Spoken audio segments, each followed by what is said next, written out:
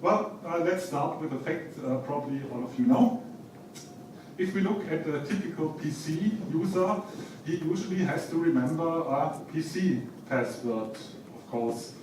And in addition, he has to remember an intranet password, and he has to remember an online banking PIN, and he has to remember a banking card PIN, and he has also to remember an eBay password, and he has to remember a cell phone PIN, and then he has to remember a lot of other passwords. So I think about 20 passwords per person are not really unusual. And I have heard users saying, now I know why it's called cloud computing. Well, the result is pretty much known. It's usually referred to as the post-it syndrome. You probably all know how it looks like. So users tend to stick their passwords onto their monitors using post-it sheets. And of course, this is not what we really understand about security. But that's not all. I'm sure some of you will remember the Sony security breach in May, when I think about 100 million online accounts operated by Sony were hacked, and at least some of the personal data of these users were made public or were at least accessible to certain hackers. And after this security breach, you could read in the press, security experts now recommend changing passwords. So it's quite an obvious question, why do we use passwords at all? Because there are alternatives. There are, for example, these one-time password tokens, OTP tokens, which, for example, display a different number every minute, or which take a challenge and display a response, or however. And of course, there are also smart cards. And both of them are interesting alternatives to passwords, but I work for a company which is active in the smart card business, so I will focus on smart cards in my presentation today, but most of the things I say are also valid for one-time password tokens. And therefore, the question, how do we get rid of the passwords in web authentication, is almost the same as, in this case, how can we make smart cards more popular in web authentication? And that's the question I'm going to talk about in the next 15 to 20 minutes. But before I come back to this question, let me introduce myself first. My name is Klaus Schmee, and I work for a company named CryptoVision, located in this wonderful building in Gelsenkirchen. Well, it's not our building, but we have rented an office there, but it's interesting anyway. We are about 40 people, and we are specializing in cryptography. We have about a dozen different products and solutions. All of them have got to do with cryptography, and usually we sell them to all kinds of corporate customers, using them for their corporate IT or using them for integrating them in any other products.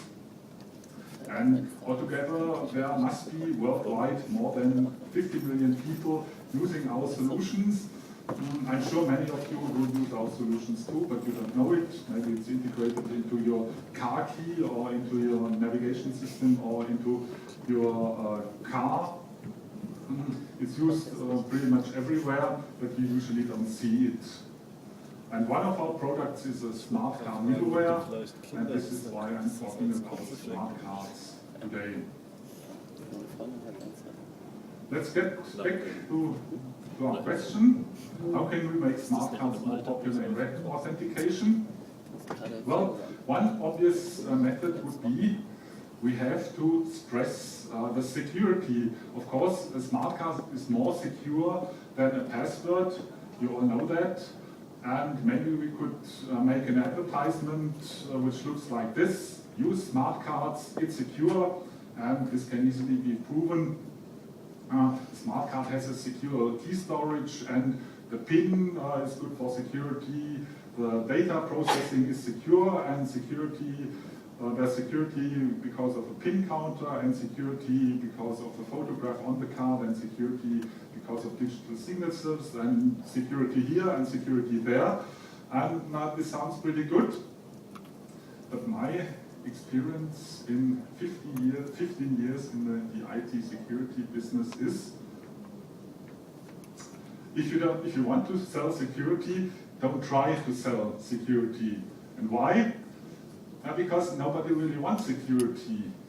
You usually want a solution to your problem, or you want a means for a certain purpose. And of course, this solution or this means has to be secure.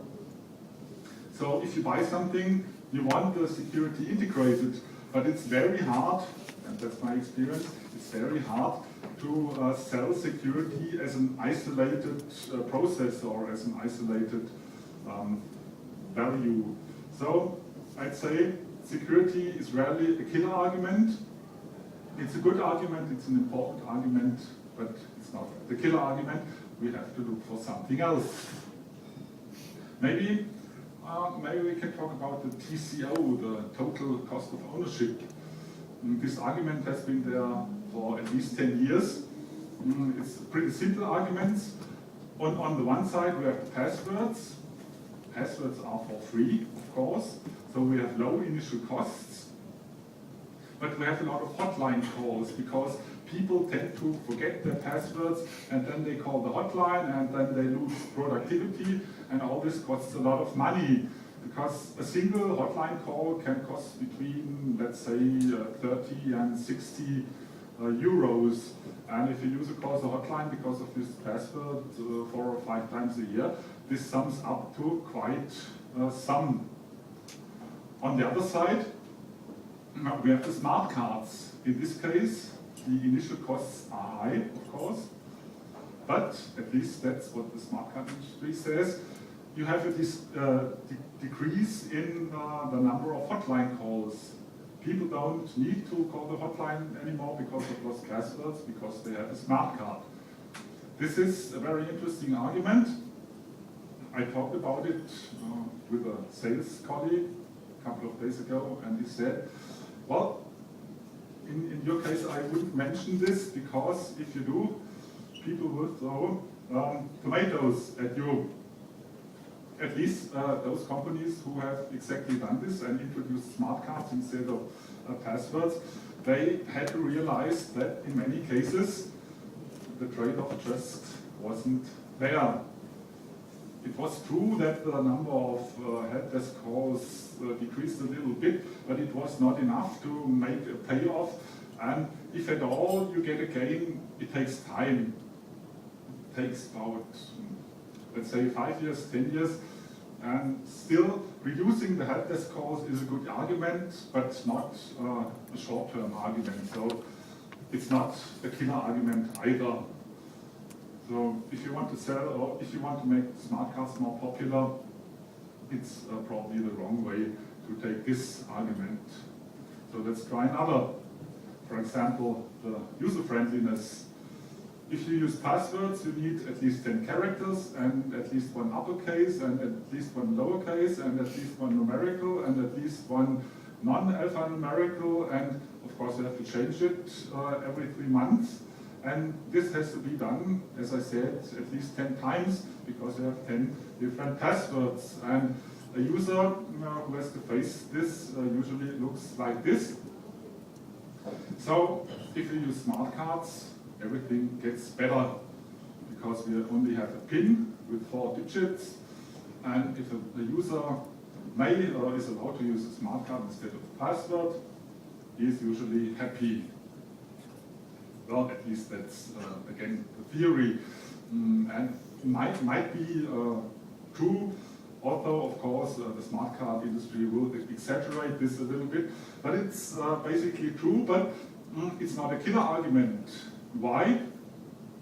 You never will buy anything just because it's user-friendly. You buy something because you need a solution to a problem, or because you want a certain function, and you require that it is user-friendly, but you never buy anything just because it's user-friendly. So this is an assisting argument, but it's not a killer argument. We have to look for something else. Let's try this. We could use a chip implant. So every user who doesn't want to use smart cards gets a smart card chip implanted into his upper arm. And then it will be quite easy to use it, and he never will forget it. And you can even improve this system if you use a tattoo and mark it with the card number and the name on the upper arm. And so every user will be lucky because this is a complete replacement for a smart card. Well, you know, I'm kidding a little bit. Of course, it's true. Solutions like this exist, or at least they are possible in theory. But it's probably not the best way to make smart cards more popular. We have to look at it in a different way. We have to regard such a chip implant as a form factor, like many others. Because, as most of you will know, smart cards have become contactless in the last 5 to 10 years, or I better say, contactless smart cards have become more and more popular in the last decade.